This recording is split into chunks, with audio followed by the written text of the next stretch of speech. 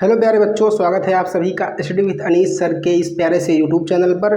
तो बच्चों, आज हम आपको पढ़ाने वाले हैं आदर्श और अनादर्श विलयन के बारे में, यानी कि ideal and non ideal solution. तो पिछली क्लास में हमने राउल्ट के नियम को अच्छे से डिस्कस किया था विद न्यूमेरिकल, है ना, विद डेरिवेशन। और उसके पहले हमने हेनरी का नियम, मोल प्रभाव, मोल अवधारणा, इन सब के बारे में हमने अच्छे से डिस्कस कर लिया है। पीछे जो कुछ छूटा है, जैसे कि मोलरता, मोललता, है ना, नॉर्मलता, फॉर्मलता, तो ये सब चीज़ें हम क्या करेंगे, चैप्टर के अंत में करेंगे, है ना, क्योंकि वो आपने 11th क्लास में उसको पढ़ा ही है तो थोड़ा बोरिंग लगता है, इसलिए इंटरेस्टिंग चीज़ों को पहले पढ़ेंगे, है ना, जो कि हमारे पेपर में पूछी जाती हैं। उसके बाद लास्ट में हम उसको भी कवर कर लेंगे। तो चलिए, आज का जो हमारा टॉपिक है बहुत ही ज़्यादा इंपॉर्टेंट है ना, ऑब्जेक्टिव के बेसिस पर और थ्योरेटिकल बेसिस पर, है ना। यहाँ पे ऑब्जेक्टिव से भी क्वेश्चन आते हैं और 2 से 3 नंबर में भी क्वेश्चन पूछे जाते हैं। ये जो टॉपिक है आपको देखने में बहुत छोटा सा लगेगा कि आदर्श और अनादर्श विलयन क्या होता है ना। तो किताब खोलोगे जब आप, है ना, तो उसमें आपको ये मिल जाएगा लिखा हुआ कि जो विलयन है ना, वो राउल्ट के नियम का अगर पालन कर रहे हैं तब वो क्या है, आदर्श विलयन है, और यदि राउल्ट के नियम का पालन नहीं कर रहे हैं तो वो क्या है, अनादर्श विलयन है ना।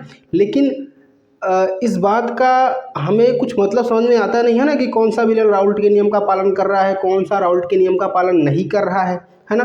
तो ये तो कहने की बात हो गई, परिभाषा हो गई कि आदर्श और अनादर्श विलयन की, है ना। लेकिन जब हम उसको प्रैक्टिकली समझने की कोशिश करते हैं तब हमारे पल्ले कुछ पड़ता नहीं है कि क्या है आदर्श और क्या है अनादर्श, है ना। तो उसी चीज़ को आज हम बहुत ही ज़्यादा डीप में जाकर डिस्कस करने वाले हैं, है ना, किताब से भी ज़्यादा डीप में। ठीक, किताब में तो बहुत छोटा दिया गया है ना इसके बारे में, लेकिन हम बहुत ही ज़्यादा डीप में जाके इसके बारे में डिस्कस करने वाले हैं। चलिए, तो सबसे पहले मैं आपको यही बताता हूँ कि आदर्श और अनादर्श, है ना, 2 शब्द हैं हमारे पास। अब जब आपसे कुछ पूछा जाए, है ना, एक लड़का है ना, जो अब हमारा एक व्यक्ति है जिसके 2 लड़के हैं, दोनों को क्या कर रहा है, पढ़ा रहा है ना, अच्छे स्कूल में भेज रहा है, उनकी सारी ज़रूरतों को पूरा कर रहा है। अब एक लड़का क्या है कि उन जो भी मतलब उस व्यक्ति ने सोचा था कि डॉक्टर बनाना है, इंजीनियर बनाना है दोनों को, है ना, तो एक लड़का डॉक्टर और इंजीनियर, डॉक्टर बन गया, ठीक। अब एक लड़का आवारा निकल गया, गुंडागर्दी कर रहा है इधर उधर जाके, है ना। तो लोगों के द्वारा क्या कहा जाएगा कि फलाने के 2 बेटवा रहे, है ना। एक तो क्या बहुत ही आदर्श सिद्धांत, है ना, सिद्धांत वाला निकला, आदर्शवादी है, और दूसरे को क्या बोलेंगे, एकदम नालायक, है ना। मतलब अगर आपकी उम्मीदों पर कोई चीज़ क्या हो, खरी उतरे, है ना, तो उसको क्या क्या बोलेंगे, आदर्श, आइडियल। अगर आपके जो आप सोच रहे हो, है ना, उससे क्या हो, विपरीत चला जाए तो उसको क्या बोलेंगे आप, अनादर्श, है ना। ठीक, बोलते हैं कि आदर करना नहीं आता इनको बड़ों का, ठीक, मतलब क्या है, अनादर्श है। तो वैसे ही अब केमिस्ट्री की बात करते हैं ना, तो जब भी अगर मान लो कोई भी व्यक्ति है भाई, विलयन बनाएगा, चलो आपने विलय लिया एक कंटेनर में, आपने क्या लिया, विलायक लिया एक कंटेनर में।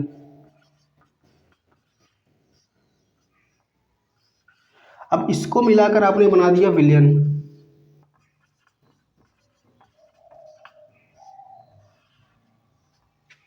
है ना। अब जो भी व्यक्ति विलयन को बना रहा है ना, उसकी उस विलयन से कुछ एक्सपेक्टेशन होगी कि नहीं होगी, विलयन से कुछ अपेक्षाएं होंगी, है ना, कि ये जो विलयन है वो इस तरह का होना चाहिए ना, इसका तापमान इतना होना चाहिए, इसका घनत्व इतना होना चाहिए, मतलब दाब इतना होना चाहिए, है ना, ये इतना तनु होना चाहिए, ठीक। तो भाई आप बनाओगे विलयन, है ना, तो उससे कुछ आपकी अपेक्षाएं होंगी। जैसे आप जब चीनी को पानी में घोल रहे हो ना, विलयन बना रहे हो, तो आपकी अपेक्षा है कि भाई जो शरबत बने वो क्या हो, अच्छा हो, है ना, ठीक। तो वही चीज़ अगर अब जैसे विलेय है ना, इसका तापमान है, चलो मान लो विलेय है, ये आपने लिया 300 ml, ठीक। आपने विलायक लिया है 500 ml, है ना।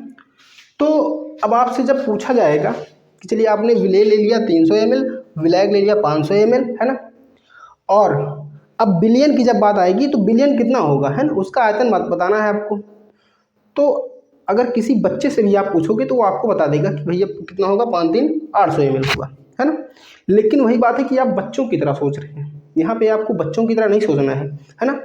अभी अगर, है ना, हमने विलेय 300 ml लिया, विलायक 500 ml लिया, है ना, और बिलियन हमारा कितना आ गया, 800 ml आ गया, है ना। इसका जो आयतन है वो कितना आया, 800 ml आया, बी का मान आयतन है ना, वॉल्यूम। तब तो ये क्या होगा, आइडियल होगा, आदर्श होगा, है ना। हमने जो सोचा था वही हुआ, हमारे जो भी एक्सपेक्टेशन थी उस पर ये क्या हुआ, खरा उतरा। लेकिन क्या ज़रूरी है कि जो आप सोचेंगे वही होगा, है ना। क्या ज़रूरी है कि जो आप सोचेंगे इस विलियन से वही होगा, है ना। तो ऐसा नहीं है ना। हो सकता है कि ये 300 ml है, ये 500 ml है ना, ये 800 ml हो गया, है ना, अच्छी बात है। अगर हो गया तो क्या है, आदर्श। लेकिन ज़रूरी नहीं है कि हर बार ऐसा होगा, है ना भाई। चलो मान लो विलेय है आपके पास, है ना। अब उसमें क्या हो रहा है, उनके अणुओं के बीच दुर्बल आकर्षण बल लग रहा है ना। विलायक के अणुओं के बीच भी क्या लग रहा है, दुर्बल आकर्षण बल लग रहा है ना। तो जो विलयन बनेगा उस विलयन के अणुओं के बीच भी क्या लगना चाहिए, दुर्बल आकर्षण बल, है ना। अगर दुर्बल आकर्षण बल लग रहा है मतलब कि जो हमारे अभिकारक हैं, है ना, वही सेम प्रॉपर्टी हमारे विलयन में देखने को, है ना, हमारे प्रोडक्ट में, उत्पाद में देखने को मिल रही है, तब तो चीज़ क्या है, आदर्शवादी है ना, आइडियल है। लेकिन अगर उसके विपरीत देखने को मिल रहा है ना, कि मतलब यहाँ पे दुर्बल आकर्षण बल लग रहा है, इनके अणुओं के बीच दुर्बल आकर्षण बल लग रहा है, इनके अणुओं के बीच क्या हो, विलयन के आपको प्रबल आकर्षण देखने को मिले, है ना, तब वो क्या होगा, आपका अनादर्श विलयन होगा, है ना। अब इस चीज़ को समझने के लिए सबसे पहले हमें जानना पड़ेगा कि कितने तरह के अट्रैक्शन होते हैं, है ना, कितने तरह के फोर्स होते हैं जिनका हमें इस्तेमाल करना है इस केमिस्ट्री में। ठीक, चलिए पहले मैं इसको क्या करता हूँ, थोड़ा इरेज कर देता हूँ।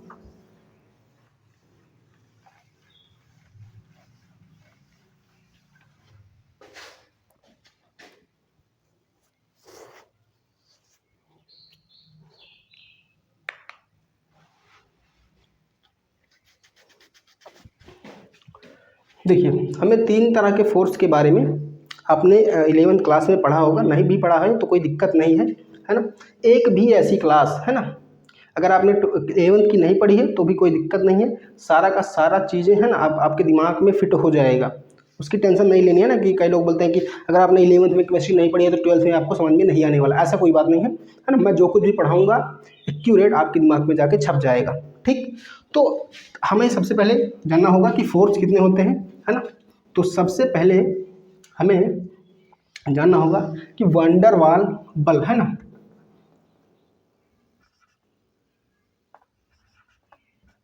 और तेरी मार्कर कहे नहीं चल रहा।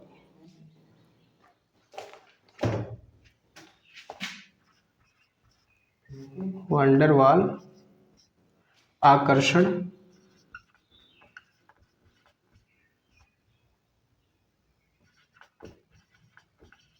बल, ठीक, ये पहला हो गया, है ना। अब दूसरे की बात करें, है ना, तो दूसरा क्या होगा, डाइपोल डाइपोल, ये क्या है, वंडर वाल अट्रैक्शन फोर्स, है ना। दूसरा क्या है हमारा, डाइपोल डाइपोल फोर्स, ठीक, अट्रैक्शन फोर्स यानी द्विध्रुव द्विध्रुव,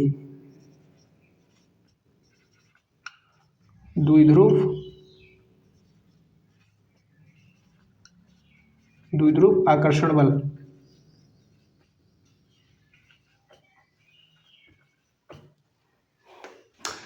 और थर्ड है जो कि सबसे ज़्यादा स्ट्रांग होता है वो हमारा क्या होता है, हाइड्रोजन बंध,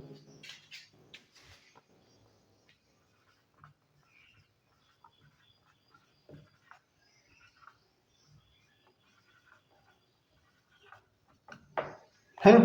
अब आइए इन तीनों चीज़ों के बारे में अच्छे से हम समझ लेते हैं कि कब कौन सा बल लगता है ना, किसी भी विलेय विलायक या फिर विलयन के अणुओं के बीच। ठीक, तो वंडरवाल बल जो है वो काम करता है हाइड्रोकार्बन्स के लिए, है ना। हाइड्रोकार्बन क्या होते हैं, जो हाइड्रोजन और कार्बन के बने होते हैं। आपने 10th क्लास में अच्छे से पढ़ा होगा हाइड्रोकार्बन के बारे में, है ना। अब जैसे हमारा क्या है, मीथेन हो गया, है ना।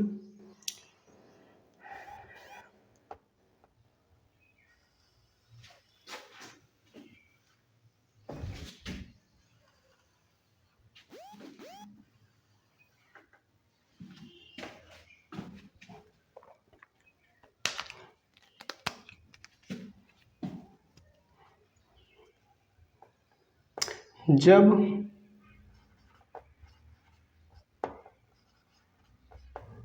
हाइड्रोकार्बन में कार्बन की संख्या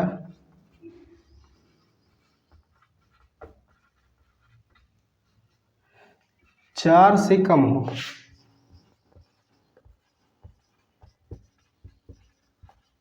तो आकर्षण बल क्या होता है? दुर्बल होता है, वीक होता है।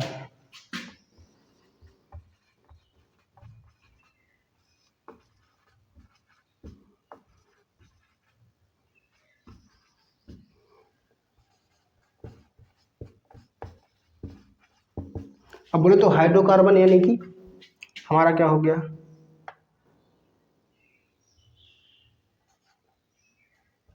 CH4। ठीक,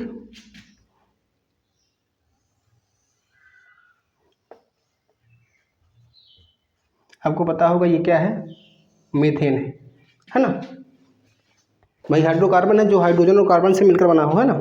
आपने 10th क्लास में इसके बारे में पढ़ा होगा, है ना। तो ये क्या है? हमारा हाइड्रोकार्बन है ना। अब यहाँ पे कार्बन की संख्या एक ही है ना। तो जब ऐसा अणु होगा जिसमें कार्बन की संख्या चार तक होगी, मतलब 4 से कम या फिर 4 तक होगी, है ना, तब वहाँ पे जो हमारा आकर्षण बल होगा क्या होगा? दुर्बल होगा, है ना। इनके बीच जो फोर्स होगा, आकर्षण होगा, वो क्या होगा? दुर्बल, है ना। द्विध्रुव कब काम करेगा? जब हमारा एक में क्या हो, जैसे हमारे पास दो कंपोनेंट्स है ना, दो अणु हैं, ए है और बी है ना। एक के पास क्या है? पॉजिटिव चार्ज, है ना, और नेगेटिव चार्ज। यहाँ पे भी क्या है? नेगेटिव और पॉजिटिव चार्ज, है ना। मतलब हमारे पास दो अणु है ना, और दोनों में क्या है? पॉजिटिव और नेगेटिव चार्ज है। तो यहाँ पे क्या होता है? दो आवेशों के बीच जो बल कार्य करता है उसको क्या बोलते हैं? द्विध्रुव आकर्षण बल, है ना।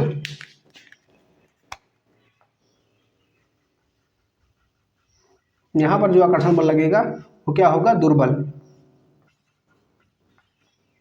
है ना।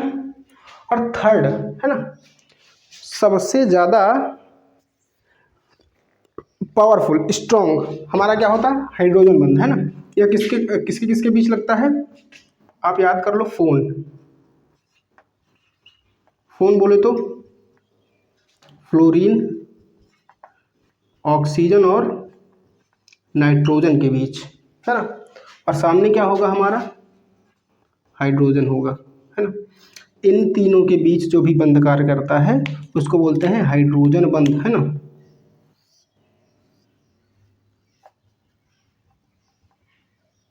क्या होता है? प्रबल, है ना। अब यहाँ पे जैसे आपका क्या हो गया? एक तरफ हाइड्रोजन है, एक तरफ क्या है? आपका क्लोरीन है ना। तो हाइड्रोजन पे क्या होता है? पॉजिटिव चार्ज, क्लोरीन पे क्या होता है? नेगेटिव चार्ज, है ना। और दोनों पे क्या हो? आवेश पे आकर्षण बल लगेगा, है ना। और कौन सा होगा? दुर्बल वाला। लेकिन अगर हाइड्रोजन और फ्लोरीन, ऑक्सीजन या फिर नाइट्रोजन, इन तीनों में से हाइड्रोजन का किसी के साथ अगर बॉन्ड बनेगा तो कैसा होगा? बहुत ही ज़्यादा प्रबल, मजबूत होगा, है ना। अब चलिए, इतनी चीज़ें अगर आपकी समझ में आ गई हैं, है ना, तब हम क्या करते हैं?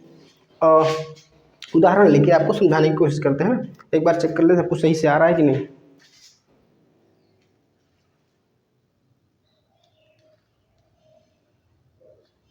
हाँ, अब ठीक।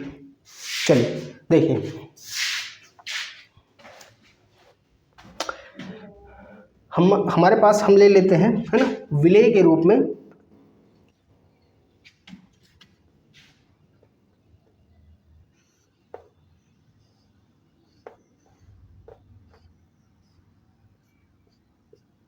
हमने बेंजीन ले लिया।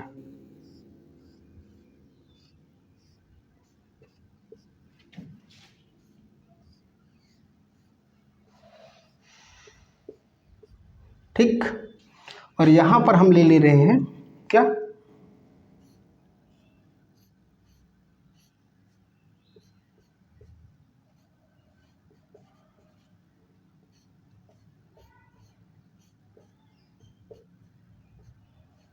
आपको पता है ये क्या है? यह इसको टॉलुइन बोलते हैं।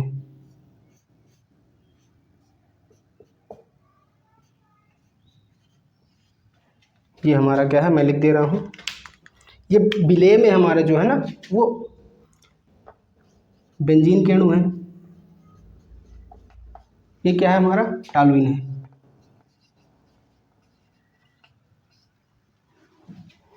ठीक,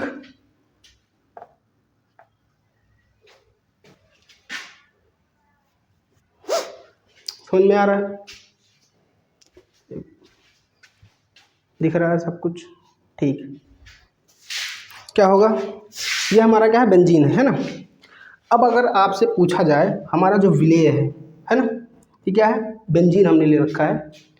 तो अब बेंजीन के अणुओं के बीच में जो बल लगेगा, है ना, पहली बात तो बेंजीन क्या है, एक हाइड्रोकार्बन है ना। अब जब हाइड्रोकार्बन है तो बेंजीन में कौन सा बल कार्य करेगा, वंडरवाल बल, है ना, वंडरवाल अट्रैक्शन फोर्स, वंडरवाल आकर्षण बल। ठीक, भाई बेंजीन में क्या होता है, हाइड्रोजन कार्बन यही तो होता है, इसका सूत्र क्या होता है, C6H6, है ना, मतलब 6 हाइड्रोजन 6 कार्बन, है ना। तो आपसे ये पूछा जाए कि बेंजीन में के अणुओं के बीच कौन सा बल कार्य करेगा, तो आप बोलेंगे वंडरवाल फोर्स, है ना। अब ये पूछा जाए कि प्रबल होगा कि दुर्बल होगा, है ना, तो आपने 11वीं क्लास में पढ़ा है कि जो वंडरवाल फोर्स होता है वो क्या होता है, वीक होता है ना। आप किसी भी पूछोगे 11वीं क्लास के बच्चे से कि आकर्षण वंडरवाल आकर्षण बल कैसा होता है, तो बोलेगा वीक होता है। लेकिन क्या हमेशा वीक होगा, नहीं। जब जो हमारा विलेय होगा, है ना, उसके जो अणु होंगे उसमें कार्बन की संख्या 4 से कम होगी, है ना। और यहाँ पे बेंजीन में कितने कार्बन होते हैं, 6 कार्बन होते हैं। तो अगर 4 से कम संख्या है तब तो क्या होगा, उनके अणुओं के बीच में दुर्बल बल लगेगा, है ना, दुर्बल अट्रैक्शन फोर्स, वंडरवाल वाला। लेकिन अगर कार्बन की संख्या 4 से ज़्यादा है ना, तो वहाँ पे क्या होगा, स्ट्रॉन्ग बल लगेगा, है ना, प्रबल। तो यहाँ पे क्या होगा, स्ट्रॉन्ग फोर्स लगेगा।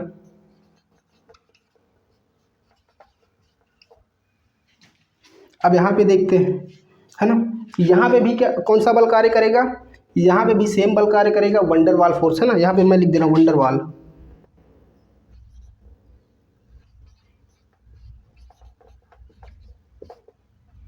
Strong force. यहाँ पे भी देखो, ये भी क्या है, एक तरह का हाइड्रोकार्बन, इसमें भी हाइड्रोजन और कार्बन, इसके अलावा कुछ है ही नहीं, है ना। तो यहाँ पे भी क्या लगेगा, प्रबल वंडरवाल बल, है ना।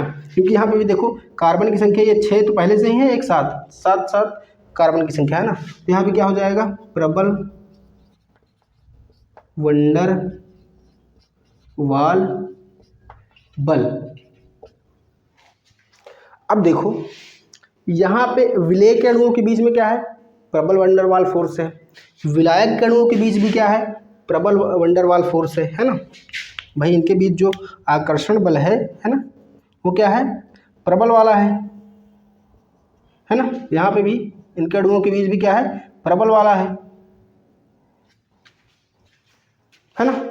अब आपके दिमाग में आएगा कि हाँ, अगर पूछा जाए विलयन कैसे बनेगा, तो आपके दिमाग में क्या आएगा, भाई विलयन में हमारे विलेय के भी अणु दिखेंगे और विलायक के भी अणु दिखेंगे, है ना। तो विलयन हमारा कुछ इस तरीके से बनेगा,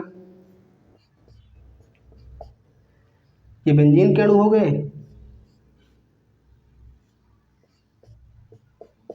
ये टॉलुइन के अणु हो गया, है ना,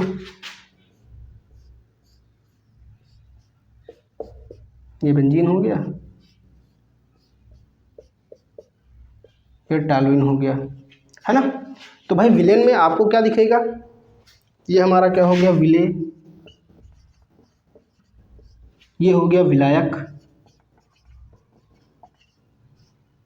और ये क्या हो गया, विलयन,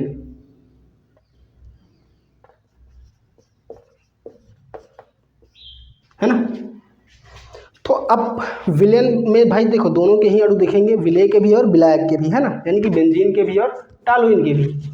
तो अब इनके बीच में जो आकर्षण बल लगेगा, देखो यहाँ पे भी दोनों ही क्या है, हाइड्रोकार्बन है ना। भाई हाइड्रोकार्बन है ना, तो उस नाते अब क्या होगा, यहाँ पे इनके अणुओं के बीच आकर्षण होगा, है ना। अब देखो ये भी हाइड्रोकार्बन, ये भी हाइड्रोकार्बन, है ना। तो इनके बीच कौन सा बल लगेगा, वंडरवाल बल लगेगा, जो विलेय और विलायक में लगा था। और कौन सा होगा, प्रबल होगा, क्योंकि इसमें भी इसकी भी संख्या क्या है, 4 से ज़्यादा है कार्बन की, और इसकी भी क्या है, संख्या 4 से ज़्यादा है ना, कार्बन की।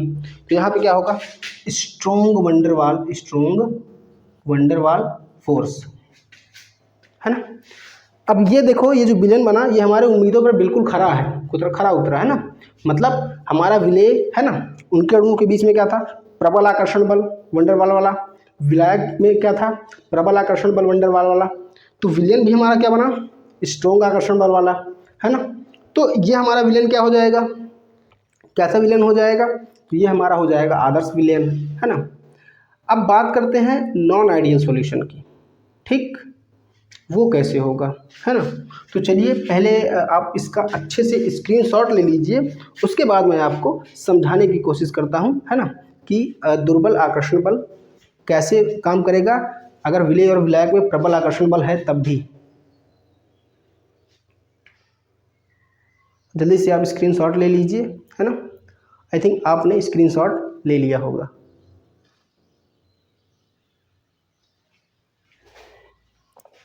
चलिए मैं इसको इरेज कर रहा हूँ, है ना।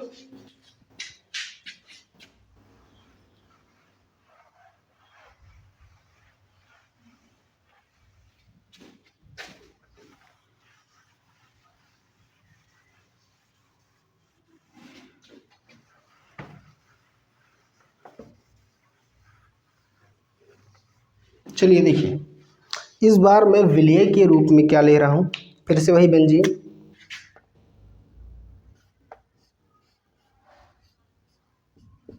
बेंजीन के अणु, ठीक। ये हमारा क्या हो गया, विलेय, है ना। अब बेंजीन है ना, तो यहाँ पे क्या लगेगा, हाइड्रोकार्बन है ना, तो क्या हो जाएगा, वंडर वाल बल।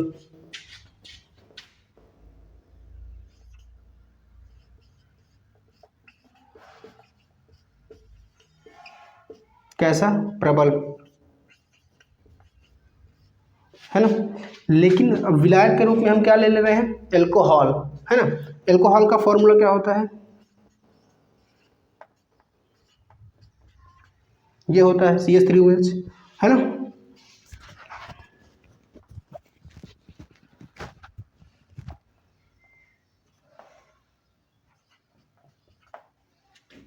ये हमारा क्या हो गया, विलायक।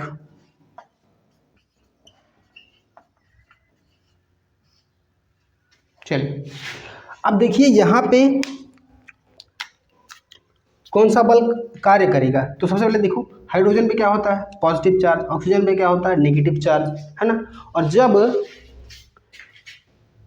एक में क्या हो, पॉजिटिव चार्ज हो या फिर नेगेटिव चार्ज हो, अगले में भी क्या हो, पॉजिटिव या फिर नेगेटिव चार्ज हो, है ना। तो वहाँ पे कौन सा बल कार्य करता है, द्विध्रुव आकर्षण बल, है ना, बल, यानी कि डाइपोल डाइपोल अट्रैक्शन फोर्स। और वो कैसा होता है, दुर्बल होता है ना।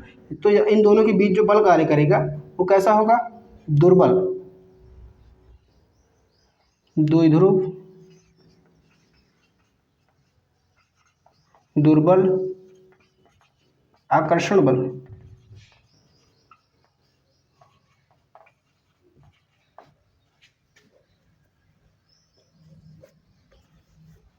ठीक,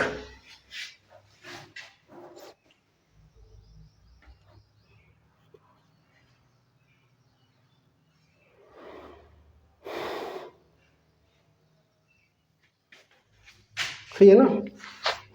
अब विलेन कैसा बनेगा, चलिए देखिए, विलेन में दोनों ही अणु दिखाई देंगे, बेंजीन के भी और अल्कोहल के भी।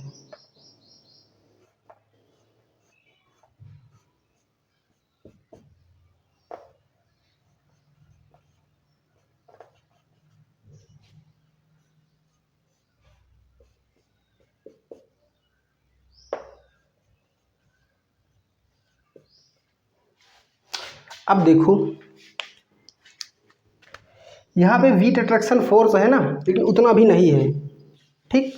भाई द्विध्रुव आकर्षण बल में क्या होता है, अट्रैक्शन फोर्स दुर्बल होता है लेकिन बहुत ज़्यादा नहीं होता है ना, मतलब एक तरह से क्या होता है, प्रबल ही होता है ना। लेकिन अब देखो यहाँ पर कौन सा बल कार्य कर रहा है, क्या इन दोनों अणुओं के बीच में कोई बल कार्य कर रहा है अट्रैक्शन का। देखो डाइपोल वाला चेक करो पहले, सॉरी वंडरवाल चेक करो। वंडरवाल क्या होता है, जब हाइड्रोजन और कार्बन, मतलब जब कार्बन की संख्या क्या हो, 4 से ज़्यादा हो तभी आकर्षण बल प्रबल वाला लगेगा, है ना। यहाँ पे क्या है, एक ही कार्बन है, यहाँ पे 6 है, लेकिन इसमें क्या है, एक ही कार्बन है ना, तो जो बल लगेगा वो क्या होगा, वीक होगा, है ना। यहाँ पे भी सेम चीज, वीक, यहाँ पे भी सेम चीज वीक, क्योंकि देखो अब द्विध्रुव वाला भी काम नहीं कर रहा है ना, क्योंकि देखो यहाँ पे एक पॉजिटिव एक नेगेटिव होना चाहिए, लेकिन यहाँ पर तो नेगेटिव है लेकिन ये वाला पॉजिटिव नहीं है, यहाँ पे भी कोई चार्ज ही नहीं है, यहाँ पे भी देखो यहाँ पे कोई चार्ज नहीं है, भले चार्ज है, तो ये वाला भी काम नहीं कर रहा है ना। हाइड्रोजन बंध कब काम करेगा, जब आपका एक हाइड्रोजन होना चाहिए, मान लो यहाँ पे हाइड्रोजन है ना, लेकिन सामने वाले में क्या है, ना इसमें ना इसमें आपका ये फ्लोरीन ऑक्सीजन और नाइट्रोजन ये नहीं है, ठीक। तो अब देखो हमने क्या सोचा था, विलेय हमारा क्या है, स्ट्रॉन्ग है ना, प्रबल आकर्षण बल है, इसमें विलायक है, इसमें भी कुछ कुछ है ना, तो उस हिसाब से हमारा क्या बनना चाहिए था, प्रबल। लेकिन अब यहाँ पे इसके अणुओं के बीच जो बल लग रहा है वो बहुत ही दुर्बल है, बहुत ही ज़्यादा दुर्बल है ना, कोई बल कार्य ही नहीं कर रहा है, तो अट्रैक्शन तो होगा लेकिन बहुत ही कम मात्रा में होगा, है ना। तो जो हमने सोचा था वैसा नहीं हुआ, जो हमने सोचा था वैसा अगर नहीं हुआ तो ये कैसा विलयन है, नॉन आइडियल सॉल्यूशन, यानी कि आपका अनादर्श विलयन, है ना। अब देखो इसके कारण इसमें क्या क्या हो सकता है ना। चलिए एक काम करते हैं, एक और उदाहरण लेते हैं, है ना, आपको समझाते हैं, पहले इसका आप स्क्रीनशॉट ले लीजिए अच्छे से, है ना, ठीक।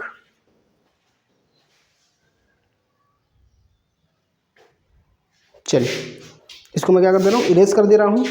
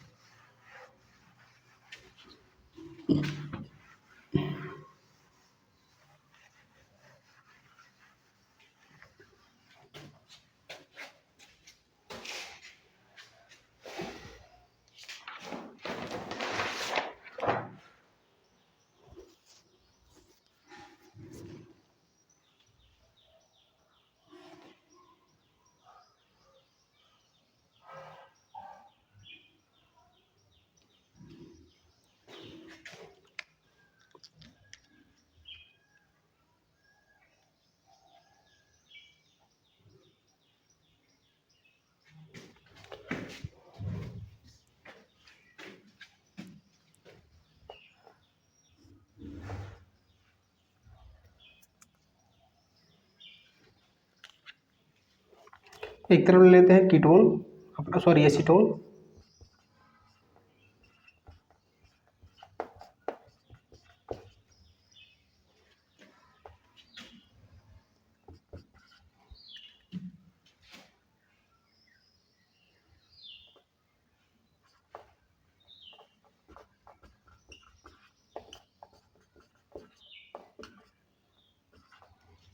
ठीक, ये हमारा क्या हो गया, विलय हो गया। दूसरे में अपन ले लेते हैं क्लोरोफॉर्म ले लेते हैं, ठीक। ये हमारा क्या है, एसीटोन है। अब ले लेते हैं क्लोरोफॉर्म, क्लोरोफॉर्म का फॉर्मूला क्या होता है, CaCl3, है ना।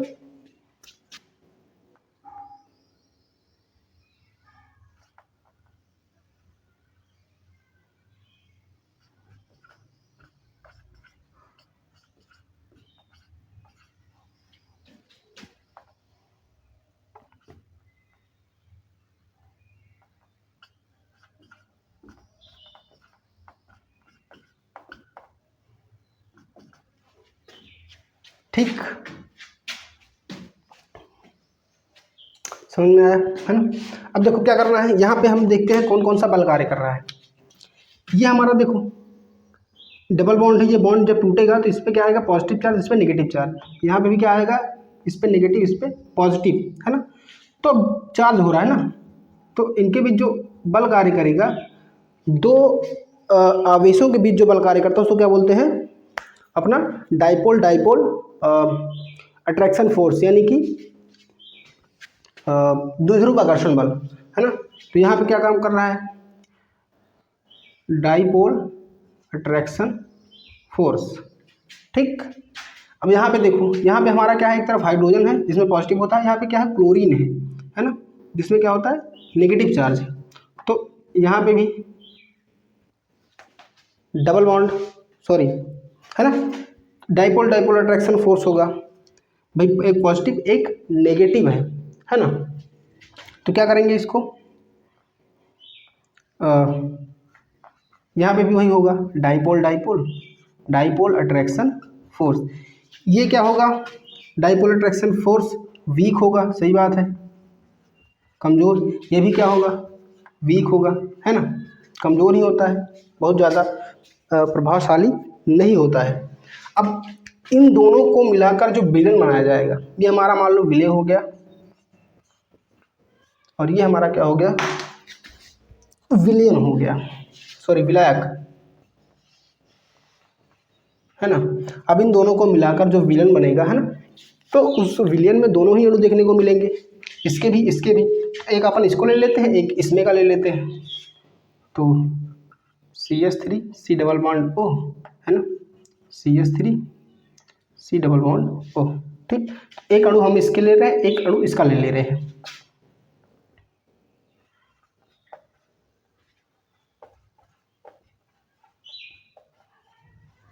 इस एग्जाम्पल से आपको एकदम बढ़िया से समझ में आ जाएगा, सारे ही डाउट आपके क्या होंगे, क्लियर हो जाएंगे अच्छे से। चलिए अब हम देखते हैं यहाँ पे कौन सा बल कार्य करेगा, है ना। यहाँ पे हमारा क्या है, हाइड्रोजन है, पॉजिटिव चार्ज होता है। यहाँ पे हमारा क्या है, इससे पॉजिटिव होगा, इस पर नेगेटिव होगा।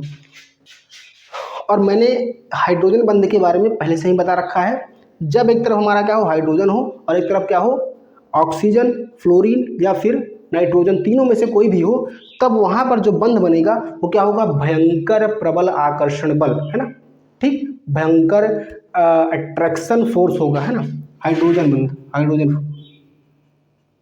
तो यहाँ पे क्या होगा, हाइड्रोजन बंध,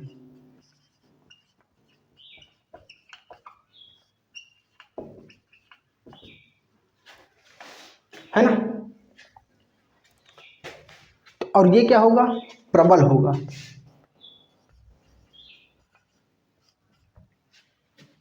समझ में आया आपको। देखो यहाँ पे कार्बन और ऑक्सीजन के बीच में बल लग रहा है, जो कि क्या है, एक पॉजिटिव एक नेगेटिव, है ना, पार्शियल पॉजिटिव पार्शियल नेगेटिव।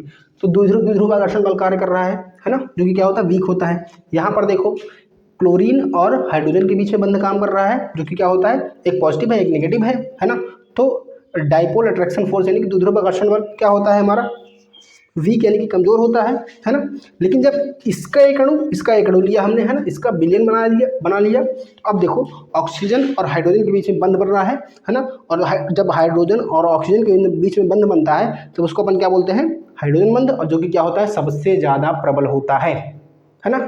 तो अब मैं आपसे पूछूंगा कि ये कौन सा विलेन है ना, तो आप क्या बोलेंगे, ये नॉन आइडियल सॉल्यूशन है, यानी कि आपका अनादर्श विलेन है ना। क्योंकि भाई देखो इसमें आकर्षण बल कैसा था, विलेय में हमारे दुर्बल, विलायक में कैसा था, दुर्बल। तो उस हिसाब से, है ना, अब किसी बच्चे से ये पूछो कि भैया इसमें क्या है ना, 9th या फिर 10th के बच्चे से पूछो कि विलेय हमारा क्या है, इनके अणुओं के बीच में दुर्बल आकर्षण बल है, विलायक में भी क्या है, दुर्बल आकर्षण बल है, तो विलेयन में कैसा बनेगा आकर्षण बल, तो बोलेगा दुर्बल ही बनेगा भाई, है ना। लेकिन यहाँ पे क्या बन रहा है, प्रबल आकर्षण बल, ठीक। तो ये क्या है, नॉन आइडियल सॉल्यूशन यानी कि नालायक, ठीक। अब इस एक घटना के कारण, है, बहुत सारी चीजें बदल जाएंगी। क्या बदल जाएगा, देखिए, चलिए मान लीजिए इस विलेय का वाष्प दाब था 200 mmHg। वाष्प दाब क्या है, मैं पिछली क्लास में आपको बता चुका हूँ, है ना। वाष्प दाब के लिए मैंने पूरा एक लिया था टॉपिक ही, है ना, पूरी क्लास ले रखा हूँ मैं, तो उसको आप देखना जाके पीछे। मान लो विलेय हमारा इसका वाष्प दाब था 200 mmHg, विलायक का हमारा 300 mmHg हो गया, है ना, ठीक। अब वाष्प में इसलिए ले रहा हूँ कि जो राउल्ट थे, है ना, उन्होंने वाष्प दाब के बारे में ही बताया है। अब आ रहे हैं धीरे धीरे, है ना, इस सेंटेंस पे कि जो विलेयन राउल्ट के नियम का पालन करते हैं वो क्या होते हैं, आदर्श विलेयन होते हैं। जो राउल्ट के नियम का पालन नहीं करते तो क्या होते हैं, अनादर्श विलेयन, है ना। अब इसका जो वाष्प दाब है वो क्या है 200 mmHg, विलायक का आपकी क्या है 300 mmHg, है ना। अब क्या इसका भी इन दोनों के योग के बराबर होगा, होना तो चाहिए, है ना। लेकिन इसका क्या होगा भाई 500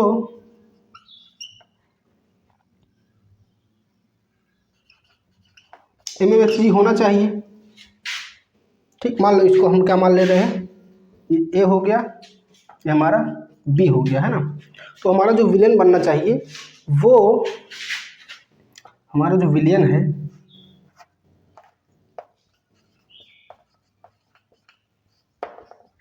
ए और बी के वाष्प दाब के योग के बराबर होना चाहिए, है ना।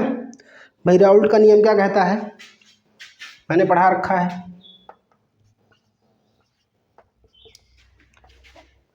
सॉल्यूशन ऑफ वेपर प्रेशर, है ना।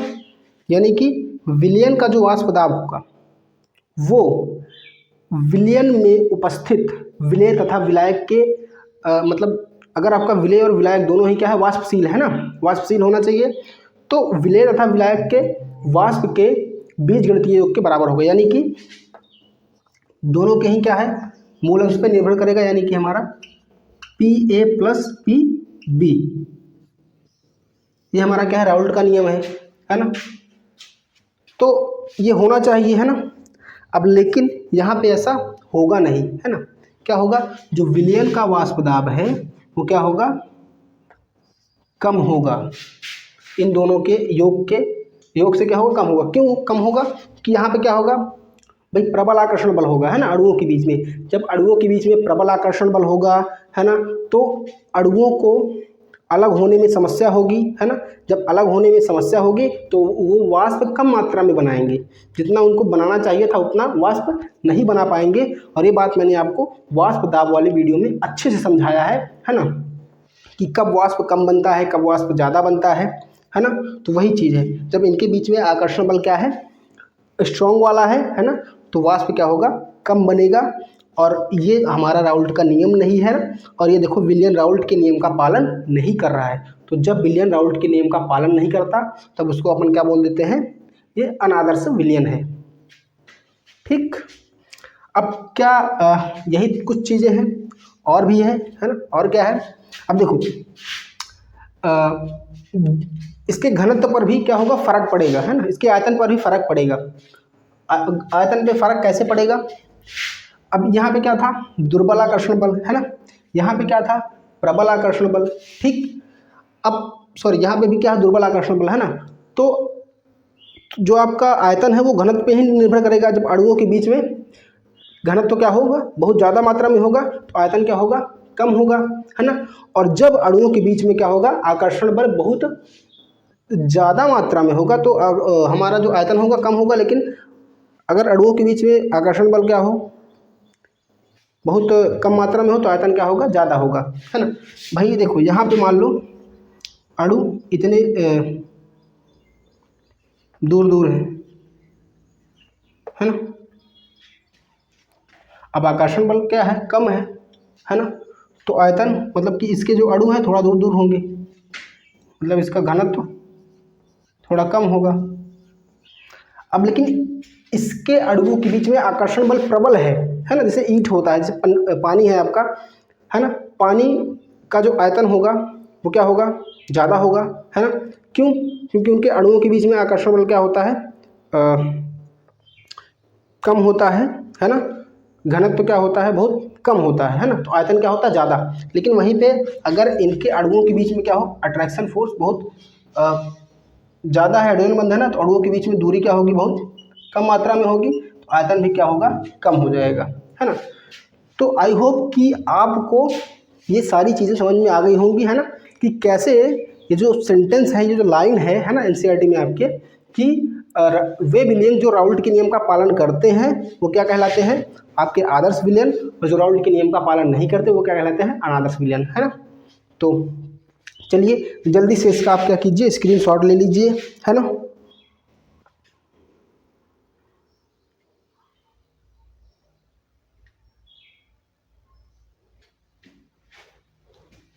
चलिए, तो उम्मीद है वीडियो आपको पसंद आई होगी। वीडियो पसंद आई है तो वीडियो को लाइक करके चैनल को सब्सक्राइब कर लीजिए, है ना, ताकि हमारे नेक्स्ट वीडियो की नोटिफिकेशन आप तक पहुंच जाए, कोई प्रॉब्लम ना हो। आप हमारी क्लास को देखकर अपने बोर्ड एग्जाम में अच्छा स्कोर करें, है ना। कम से कम 95 प्लस तो होना ही चाहिए आपका केमिस्ट्री में, उससे कम नहीं होना चाहिए, है ना। तो मिलते हैं नेक्स्ट वीडियो में, तब तक के लिए बाय, जय हिंद। अगला जो हमारा टॉपिक है वो बहुत ज़्यादा इंटरेस्टिंग टॉपिक होगा, इस चैप्टर का सबसे ज़्यादा मोस्ट इंपॉर्टेंट टॉपिक, जो कि क्या होता है, अणुसंख्यक गुणधर्म, है ना, जिसके अंतर आपका क्या आता है, क्वथनांक में उन्नयन, हिमांक में अवनमन, आपेक्षिक अवनमन, ठीक, वन हाफ गुणांक, उसके बाद परासरण द्राव। ये सारी चीज़ें किस पे डिपेंड करती हैं, आपके अणुसंख्यक गुणधर्म पर, है ना। बहुत ही ज़्यादा इंपॉर्टेंट टॉपिक है, यहाँ से न्यूमेरिकल आता है या फिर डेरिवेशन पूछा जाता है। तो मिलते हैं नेक्स्ट वीडियो में, तब तक के लिए बाय, जय हिंद।